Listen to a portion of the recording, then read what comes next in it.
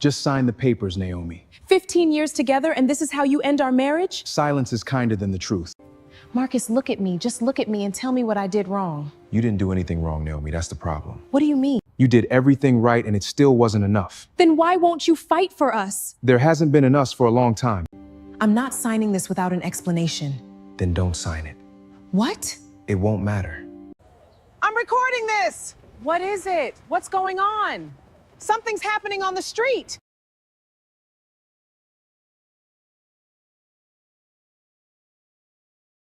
What in the world?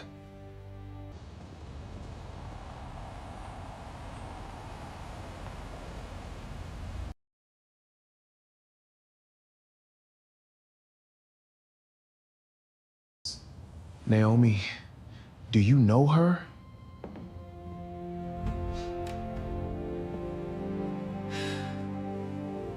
"15 years earlier, none of this had been imaginable.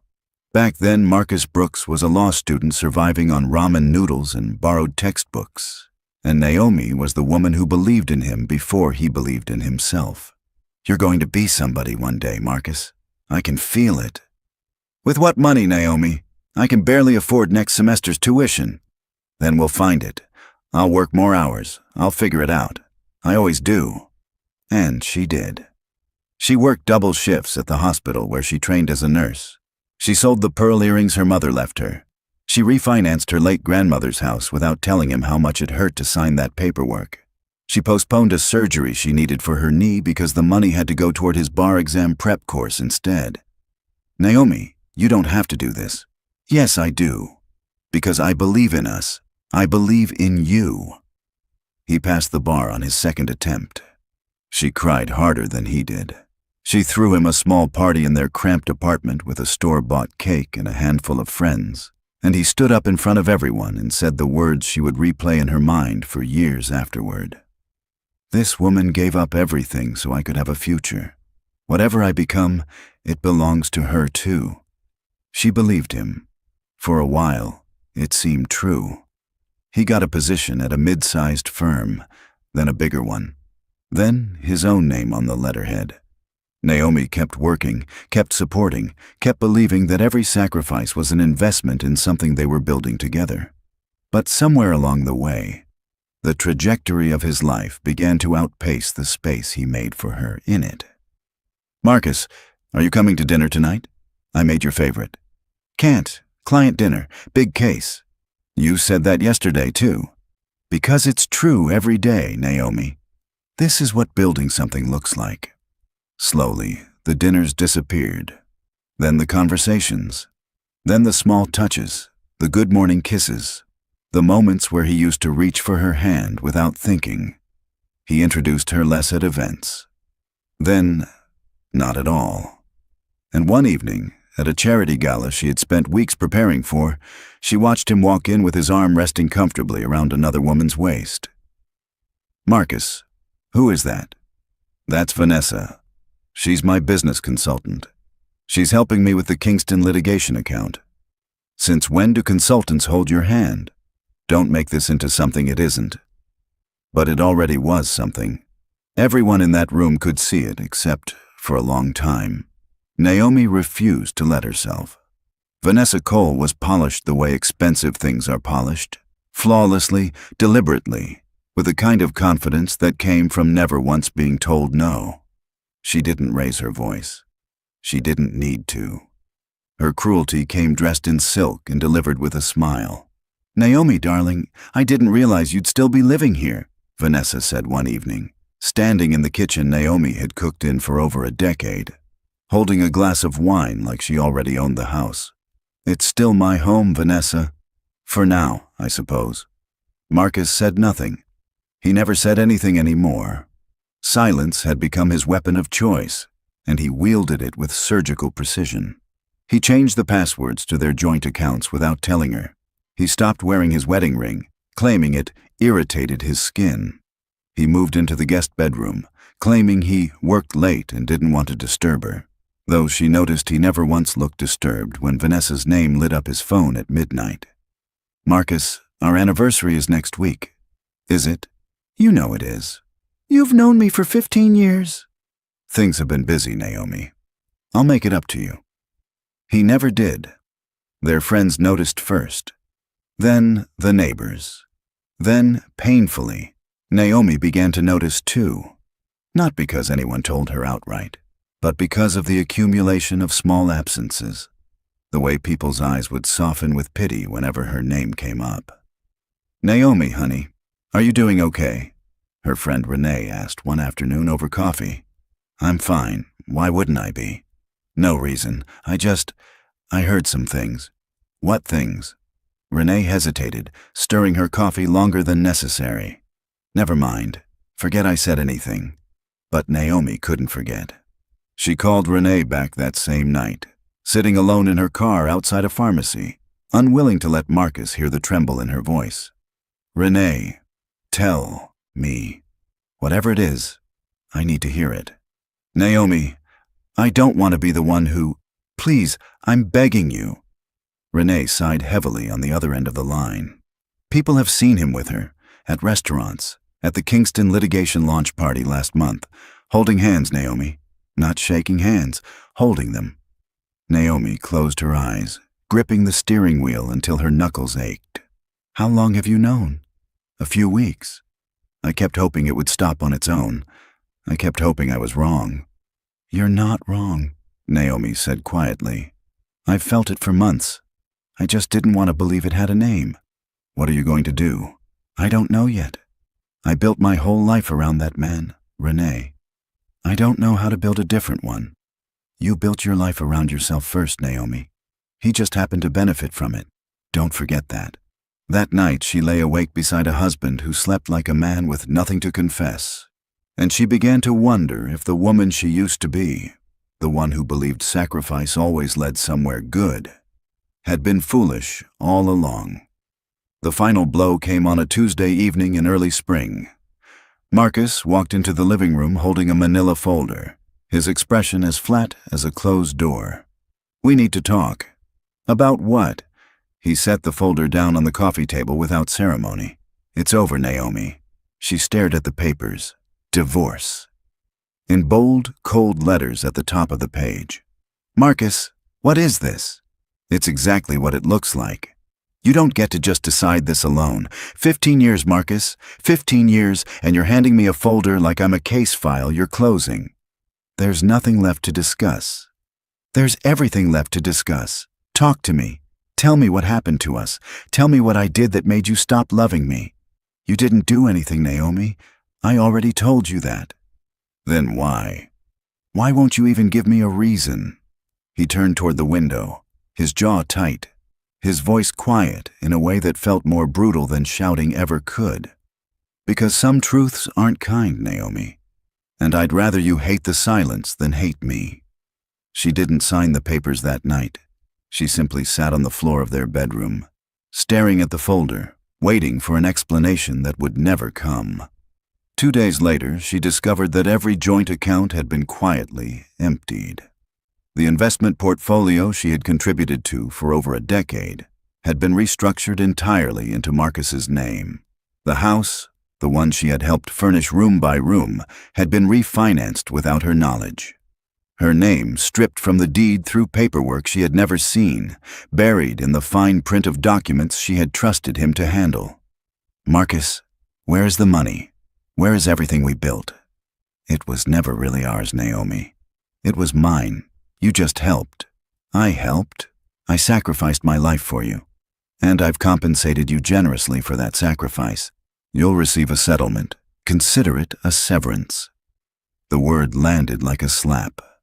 Severance. As though 15 years of marriage had simply been a long-term employment contract, and she was being let go without cause.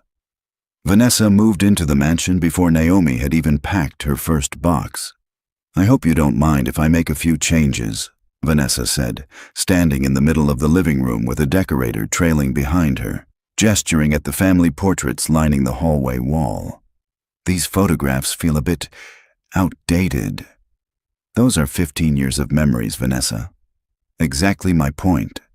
She smiled, and the decorator quietly began removing frames from the wall as though Naomi wasn't standing 3 feet away.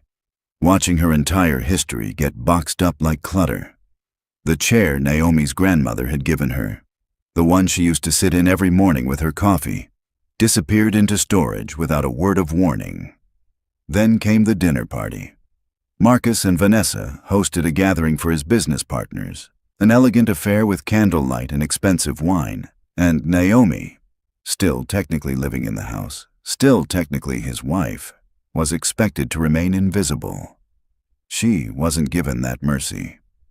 "Everyone, this is Naomi," Vanessa announced with a bright theatrical smile, as Naomi passed through the hallway carrying a box of her own belongings. Marcus's former responsibility. Laughter rippled through the room. Polite, restrained, cruel laughter. The kind wealthy people perfect at galas and golf clubs. Naomi froze, box in her arms, humiliation burning up her neck and into her cheeks. "Marcus," she said quietly, searching his face for something, anything, resembling the man who once told a room full of strangers that she deserved every piece of his future. "Say something." He looked at his wine glass instead of her. "Marcus." Her voice cracked just slightly, just enough for the room to hear it. "Please."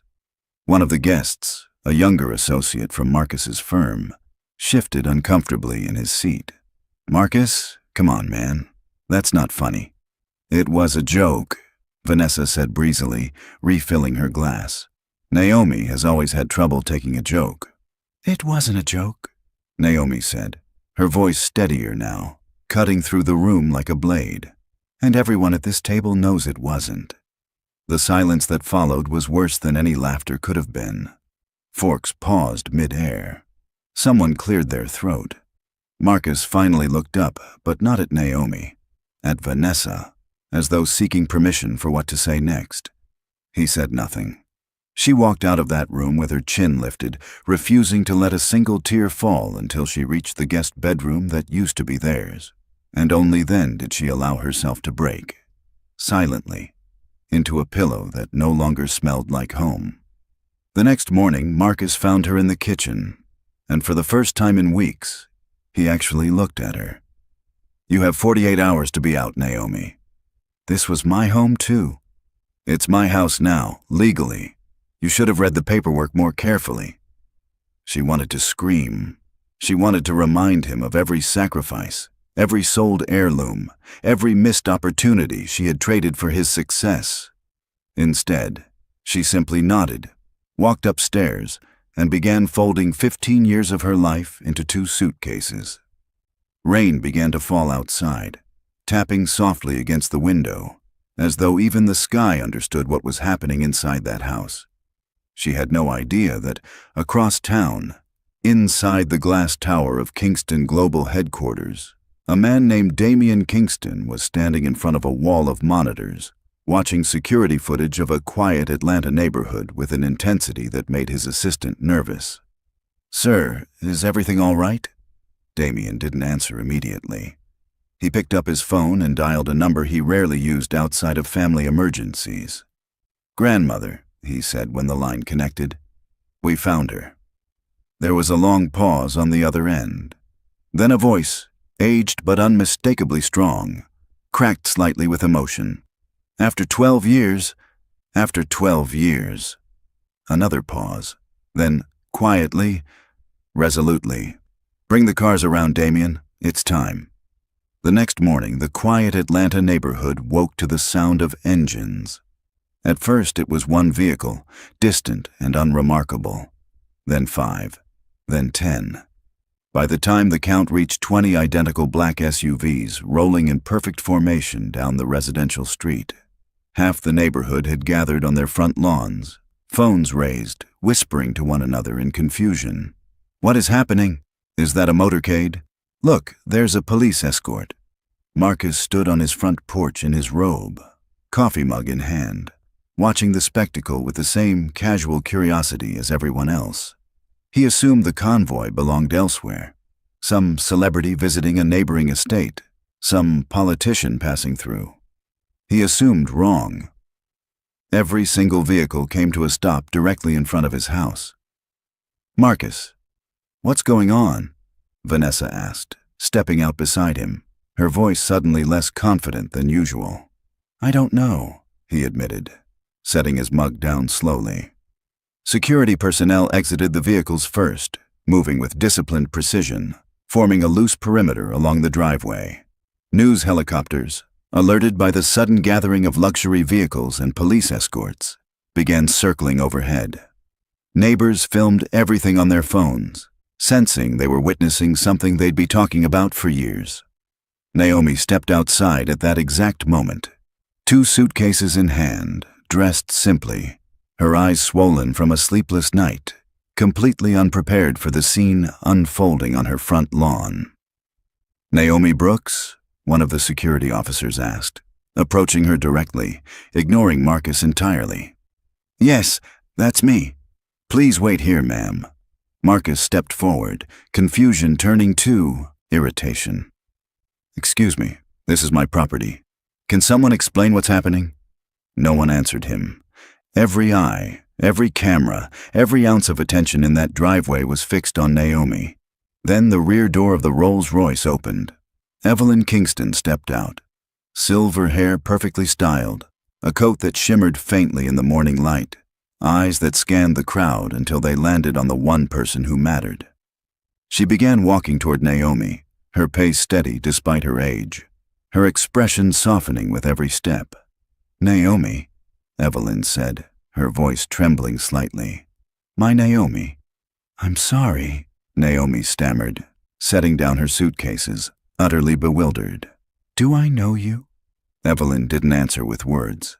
She closed the remaining distance between them and wrapped Naomi in an embrace so tight, so full of gratitude, that Naomi felt the older woman's shoulders shaking with quiet tears.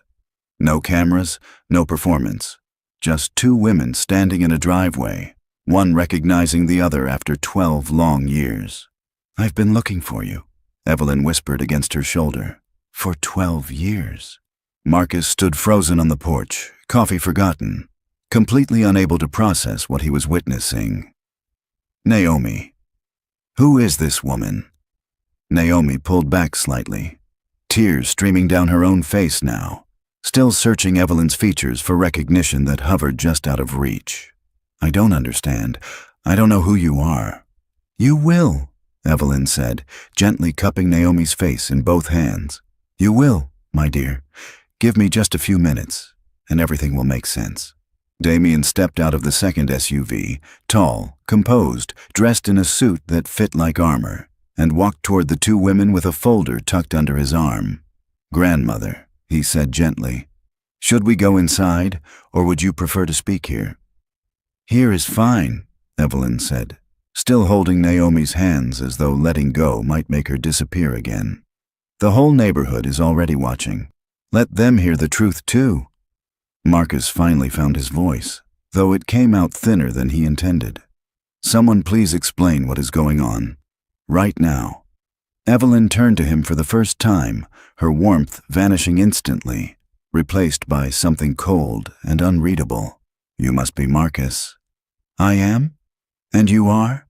"Evelyn Kingston." The name landed like a physical blow. Marcus's face went pale. Even Vanessa, standing beside him, visibly stiffened, her confident posture faltering for the first time. "The Kingston Global Holdings Kingston?" Marcus asked, his voice barely above a whisper. "The very same," Evelyn said flatly. "And this woman standing beside me is the reason my family exists to run that company today." "I don't understand," Marcus said.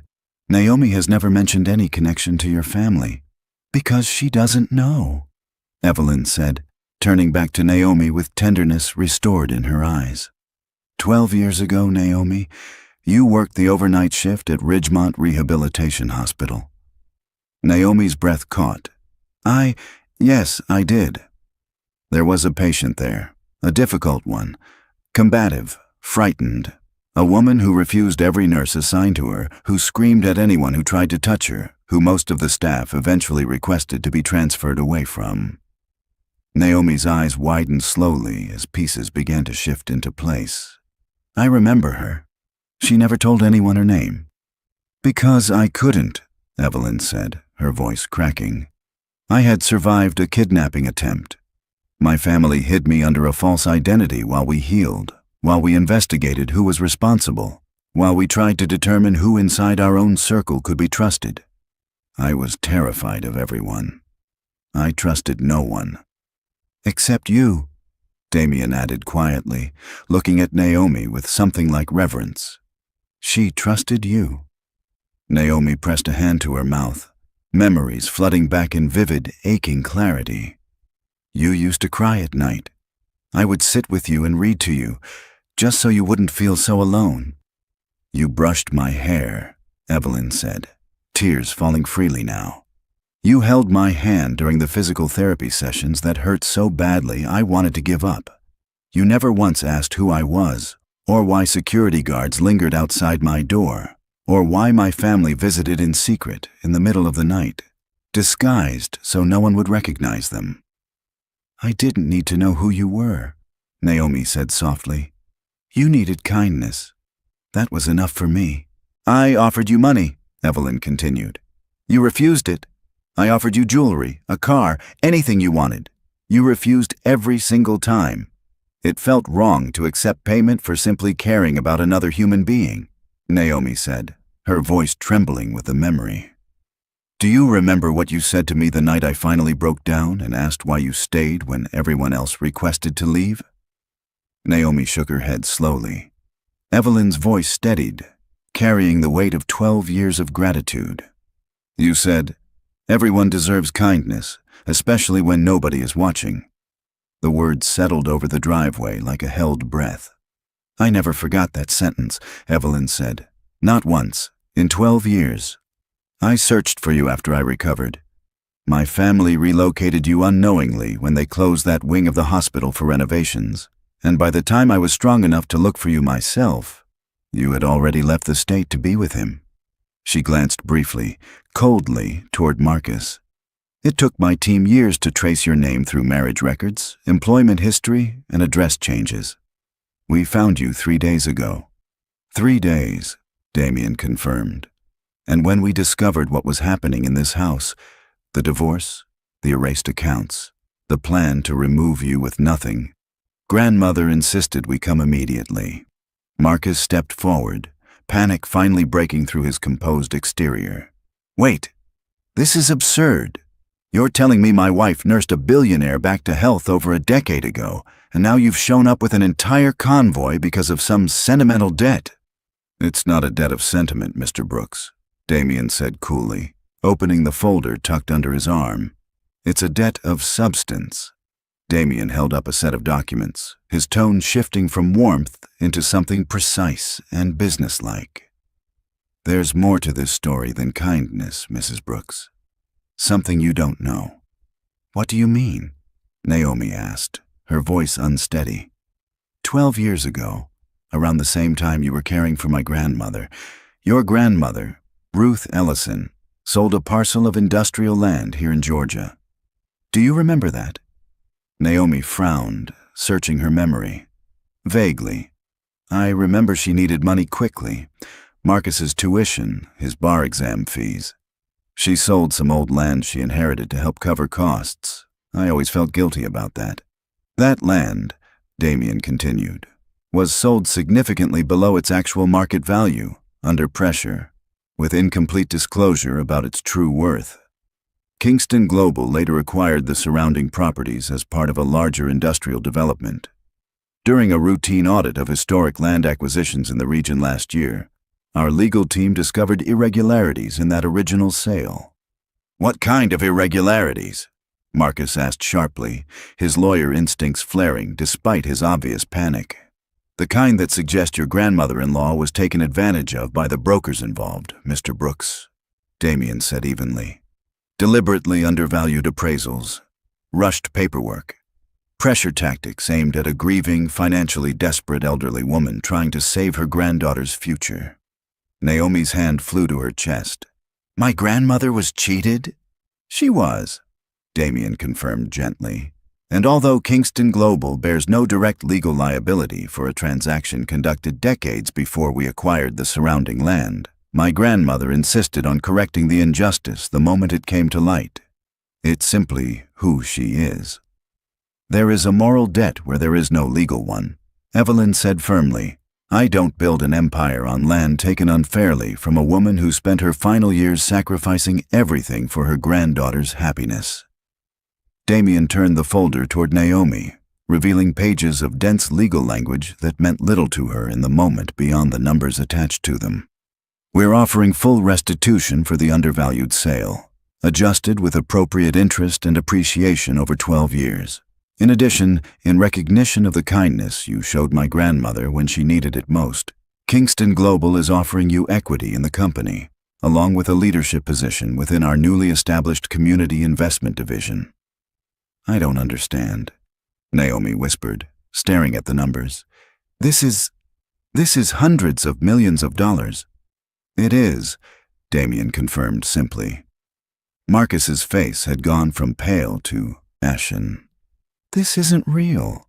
This has to be some kind of mistake. There's no mistake, Mr. Brooks, Evelyn said, her eyes narrowing slightly as she turned toward him fully for the first time. Though I do find it fascinating that a man capable of erasing his wife's name from every joint account, every deed, every investment they built together over 15 years, suddenly finds himself concerned about accuracy. I can fix this, Marcus said suddenly, stepping toward Naomi, his voice cracking with desperation. Naomi, listen to me. We can tear up the divorce papers. We can start over. I was wrong. I was foolish. Please, just give me a chance to— You never lost me today, Marcus, Naomi said quietly, cutting him off, her voice steadier than it had been in months. He froze. You lost me, she continued, the day you stopped seeing me. Not the day you handed me those divorce papers, not the day you moved into the guest room, not even the day you let Vanessa call me your former responsibility in front of your friends. You lost me somewhere between the man who stood up at our engagement party and told everyone I gave up everything for his future, and the man who quietly erased every trace of me from the life we built together, believing I would simply disappear without a fight. Naomi, please. I'm not finished, she said, and something in her tone made even Vanessa, standing frozen on the porch, take a small step backward. I sacrificed my body, my time, my family's inheritance, and my own dreams for you, Marcus. And in return, you gave me silence. You thought silence was mercy. It wasn't. It was cowardice. The driveway had gone completely silent, save for the distant hum of the helicopters overhead and the quiet click of neighbors' phone cameras still recording. Vanessa, sensing the shifting ground beneath her, stepped forward with a forced, brittle smile. This is all very touching, but perhaps we should discuss this privately, without an audience. You don't get a voice in this conversation, Evelyn said, turning toward Vanessa with an icy calm that silenced her instantly. Not after what you've done to this woman. Within days, the story that had unfolded on that quiet residential street became impossible to contain. Neighbors' cell phone footage found its way online. News outlets picked up the story of the Kingston family's mysterious convoy, and reporters began digging into the connections between Kingston Global and the woman standing at the center of it all. But it wasn't Naomi's story that unraveled fastest. It was Marcus's. Kingston Global's legal and forensic accounting teams, already deep into their investigation of the historic land sale, uncovered something they hadn't been searching for. Evidence of financial misconduct buried inside Marcus's own law firm, client funds misappropriated, falsified billing records, conflicts of interest tied directly to Vanessa's consulting arrangements, which turned out to be far less legitimate than advertised. Marcus Brooks, we need you to come with us, a state investigator said one afternoon, stepping into his office flanked by two other officials, while stunned colleagues watched through glass walls. This is a mistake, Marcus insisted, his voice rising in panic for the first time in the entire ordeal. I've done nothing wrong. That's not what your billing records suggest, Mr. Brooks. Marcus, I need you to understand the severity of this, his own attorney told him, sitting across a cold conference table days after the investigation began. The falsified billing records alone could result in disbarment. The misappropriated funds could mean prison time. I didn't authorize any of that, Marcus said, his composure finally cracking. Vanessa handled the consulting contracts. Vanessa handled the client accounts on the Kingston litigation. If there's fraud, it's hers, not mine. Your name is on every document, Marcus. Every single one. Find her. Find Vanessa. She has to answer for this too. But Vanessa was already gone. Her phone disconnected. Her apartment cleared out. Her name scrubbed from every account she had ever touched. She had built her entire career on being untouchable, and in the end, she made sure she was the only one who stayed that way. Clients began terminating contracts within days. Partners at his firm distanced themselves publicly, releasing statements insisting they had no knowledge of any wrongdoing. His name, once printed proudly across business magazine covers, became a headline of an entirely different kind. Local attorney under investigation for financial misconduct. Kingston family convoy leads to shocking discovery. Divorce turns to downfall for Atlanta lawyer. Vanessa, true to the instincts that had guided her cruelty from the beginning, disappeared the moment the investigation began closing in. No goodbye, no confrontation. Just an empty closet in the mansion, and a note left on the kitchen counter that read simply, "This isn't my problem to fix." The mansion, the one Naomi had spent years turning into a home, entered foreclosure within months, as Marcus's finances collapsed under the weight of legal fees, lost clients, and mounting restitution demands. Naomi didn't celebrate his downfall. She felt no satisfaction watching a man she once loved lose everything he had built on the foundation she provided. But she also didn't intervene to save him. "Do you want to attend the auction?" Damien asked her one afternoon, months after the convoy first arrived, sitting across from her in the newly renovated offices of Kingston Global's Community Investment Division, where Naomi now worked alongside a small, dedicated team. "I do," Naomi said, "but not for the reason you might think." She attended the auction of her former mansion on a quiet Thursday morning, dressed simply, standing at the back of a small crowd of investors and curious onlookers. When the bidding opened, she raised her hand without hesitation. By the end of the auction, the house was hers. Not out of revenge, not out of nostalgia for a marriage that no longer existed, but because somewhere inside those walls were 15 years of memories worth preserving, even if the man who shared them with her no longer deserved to. Months later, Marcus stood outside that same house, carrying a cardboard box toward the sidewalk, exactly where Naomi had once stood with 2 suitcases and nowhere left to go. Their eyes met briefly across the driveway. Neither spoke. Some endings, Naomi had come to understand, required no words at all. Naomi didn't keep the mansion for herself. Within a year, she had transformed it into the headquarters of the Kingston Brooks Foundation, an organization providing legal aid, housing assistance, and career support for women rebuilding their lives after betrayal, abandonment, or financial abuse. The same neighbors who had once watched her carry 2 suitcases into the rain now watched a steady stream of women arrive at that house every week, seeking help from someone who understood exactly what it felt like to lose everything and rebuild from nothing. Mrs. Brooks, a young woman, said one afternoon, sitting across from Naomi in what used to be the mansion's formal dining room, now converted into a welcoming counseling space. "I don't know how to start over. I don't know if I even can." "You can," Naomi said gently, remembering the version of herself who had once stood frozen in a driveway, believing her entire worth had walked out the door with a man who never deserved her sacrifice in the first place. It doesn't happen all at once. It happens one small decision at a time. One morning you get out of bed, even though it feels impossible. One day you realize you're not waiting for someone to come back anymore. Evelyn visited often, sitting quietly in the corner of that same room, watching Naomi guide women through the darkest chapters of their lives with a patience and warmth that no amount of money could manufacture. "You could have stayed angry, you know," Evelyn said one evening after the last client had left and the house had settled into its familiar quiet. No one would have blamed you. I was angry, Naomi admitted, pouring 2 cups of tea and setting one in front of the older woman. For months, I was angrier than I've ever let myself be about anything. I just decided I wasn't going to let it decide who I became. That's a harder choice than people realize. It is. Some mornings, it still is. Naomi wrapped both hands around her cup, watching the steam rise between them. But I keep thinking about what you told me, back when you were still Evelyn without a name to me. You said healing doesn't happen because the pain disappears. It happens because you decide to build something bigger than the pain. I said that? Evelyn smiled, eyes glistening. I don't remember being that wise. I remember mostly being terrified. You were both, Naomi said gently.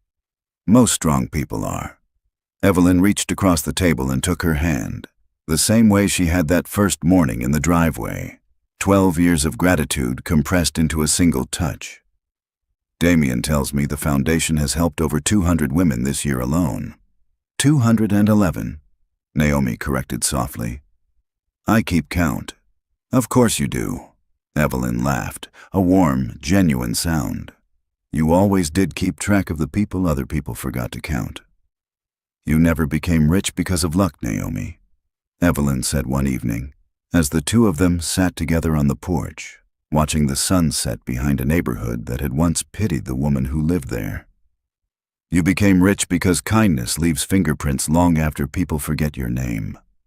Naomi smiled softly, watching a group of neighborhood children ride their bikes past the house, unaware of everything those walls had witnessed. I never did it for a reward, Evelyn. I know, Evelyn said, reaching over to take her hand. That's exactly why you deserved one. Some people believe silence ends a marriage, but sometimes silence only reveals who truly deserved to be left behind. Never mistake someone's quiet dignity for weakness. The seeds of kindness often bloom long after the storms of betrayal have passed, taking root in places no one thought to look, growing into something far greater than the pain that planted them. Naomi Brooks lost a marriage in silence, but she gained something far more enduring. A family that chose her, a purpose that found her, and a life rebuilt not out of revenge, but out of the same quiet kindness that had carried her through every storm before it. What would you have done if you were Naomi?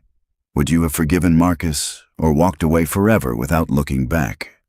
Do you believe kindness always finds its way back to you, even years later, even when you least expect it? Have you ever watched someone regret losing a person they took for granted, only to realize the loss came far too late? If this story touched your heart, leave a comment saying, "Kindness never loses." Subscribe for more powerful cinematic stories of betrayal, justice, redemption, and unforgettable twists that stay with you long after the screen goes dark.